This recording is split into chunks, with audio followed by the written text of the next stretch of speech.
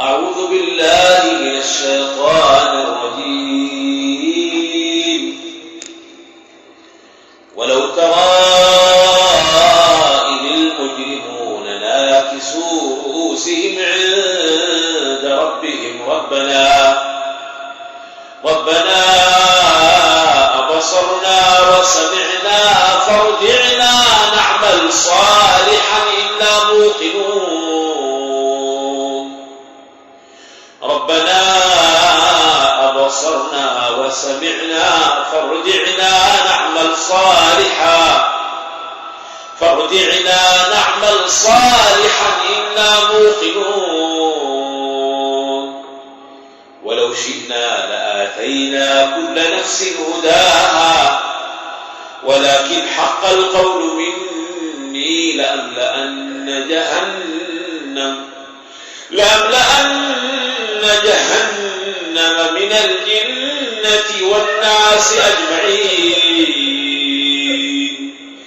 فذوقوا بما نسيتم لقاء يومكم هذا إنا نسيناكم وذوقوا عذاب الخلد بما كنتم تعملون.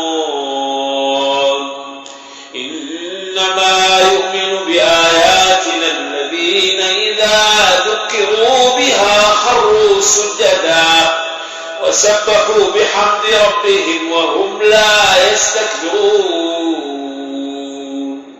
تتجافى جنوبهم عن المضاجع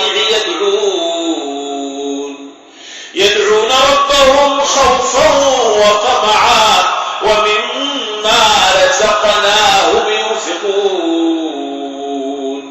فلا تعلم نفس ما أخفي لهم من قرة أعين جزاء بما كانوا يعملون. أفمن كان مؤمنا كمن كان فاسقا لا يستوون. أما الذين آمنوا وعملوا الصالحات فلهم جنات المأوى نزلا بما كانوا يعملون. وأما الذين فسقوا فمأواهم النار كلما أرادوا أن يخرجوا منها أعيدوا فيها وقيل لهم ذوقوا عذاب النار الذي كنتم به تكذبون. ولنذيقنهم من العذاب الأدنى دون العذاب الأكبر لعلهم يرجعون.